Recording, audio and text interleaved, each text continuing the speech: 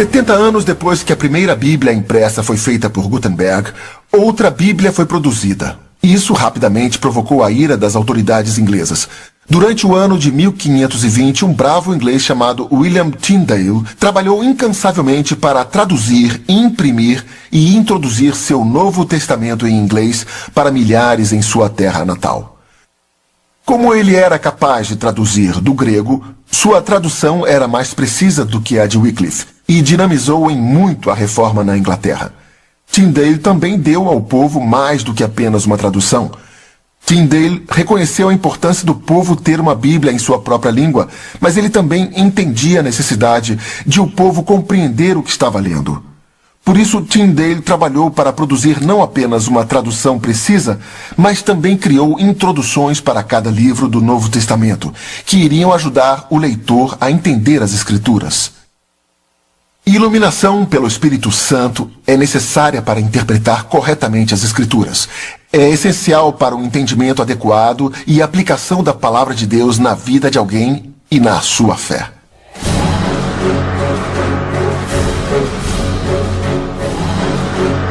Há uma famosa história sobre Tyndale, de quando ele trabalhava em sua tradução.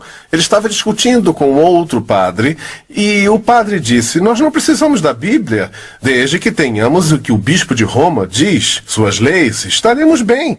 E a essa ideia desse padre, Tyndale deu a seguinte resposta: Eu desafio o Papa e todas as suas leis. Se Deus poupar a minha vida, eu farei com que o lavrador saiba mais sobre a Escritura do que você.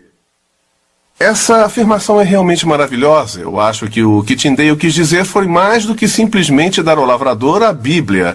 Esse era o primeiro passo. O lavrador precisava ter a Bíblia em uma linguagem que, se ele pudesse ler, poderia entender. Então, ele também precisava ter um entendimento do que a Bíblia queria dizer realmente. O objetivo óbvio em relação à interpretação é voltar à mente do autor.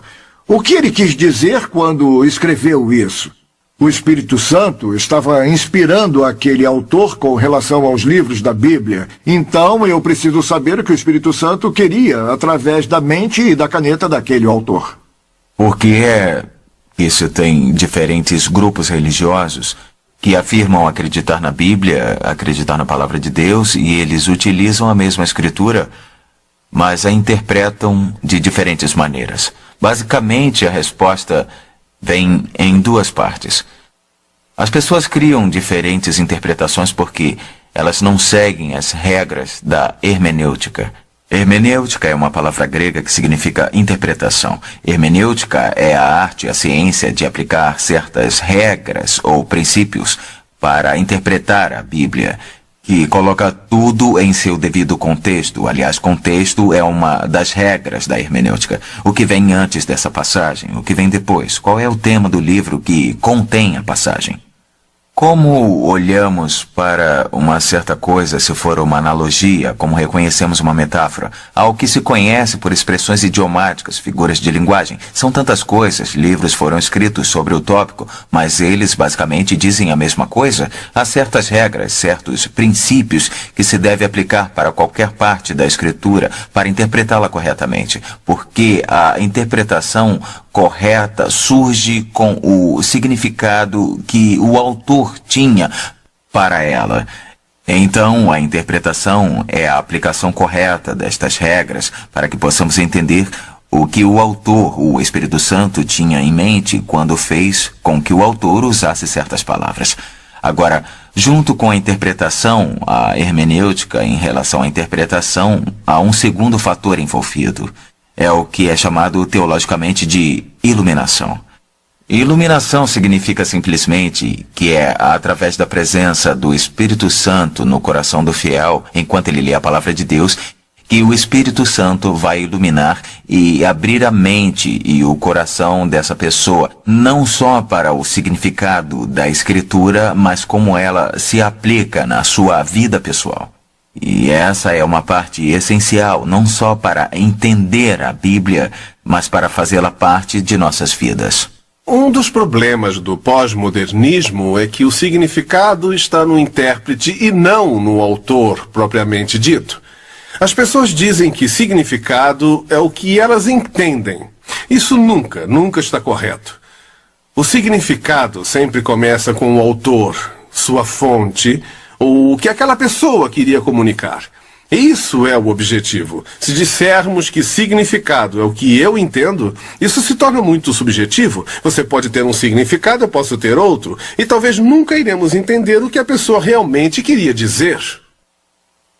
Isso é muito importante quando se trata da palavra de Deus, porque Deus é o autor de sua palavra e é essencial que entendamos e saibamos o significado dele, não a nossa interpretação sobre a palavra de Deus. William Tyndale fez um grande serviço pela causa de Cristo ao traduzir a Bíblia para o inglês vernacular dos idiomas originais. Sua inspiração foi Lutero. Martinho Lutero traduziu a Bíblia não do latim, mas do grego e hebraico original.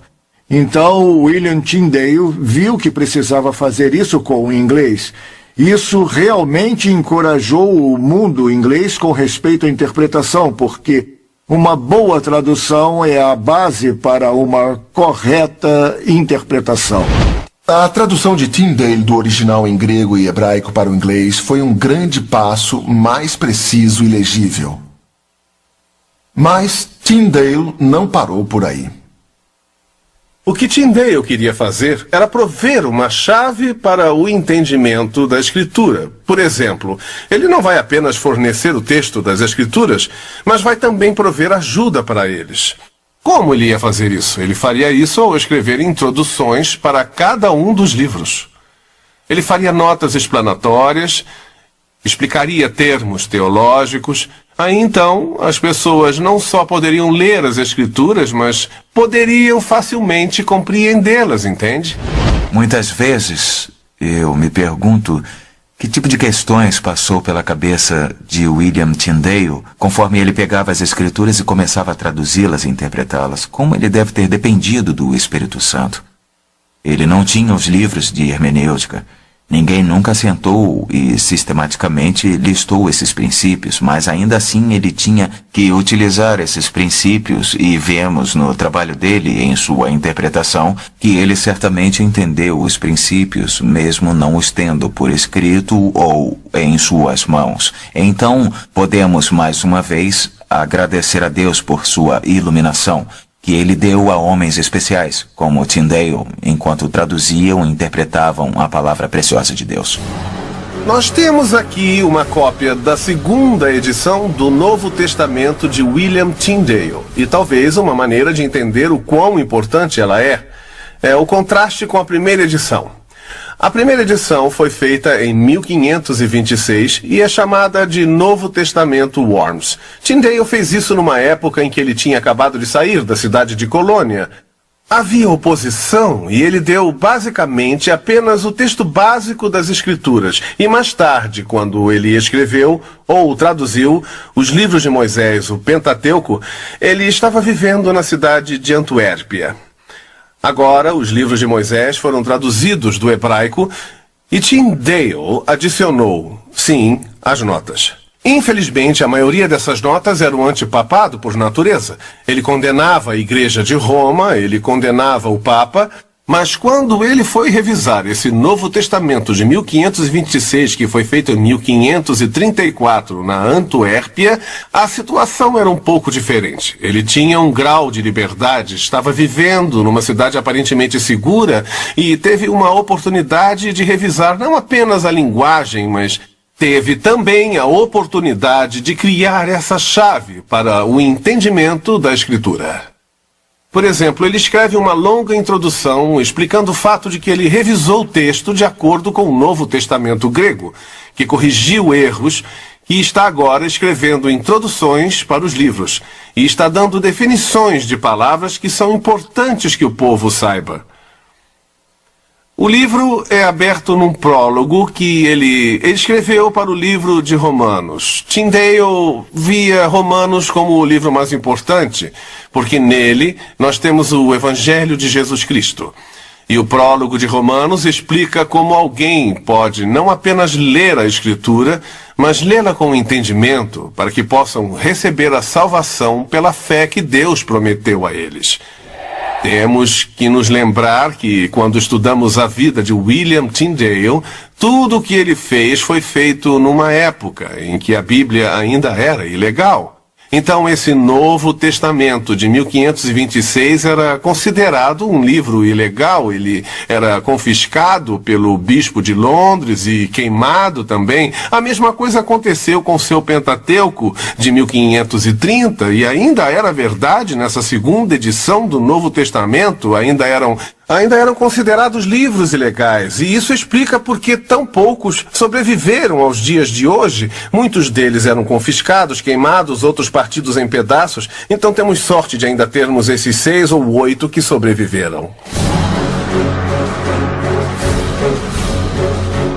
Embora William Tyndale tenha pago um alto preço pelo seu trabalho, foi a cuidadosa provisão e proteção de Deus que permitiram que ele desse ao povo uma tradução mais precisa da Bíblia em inglês.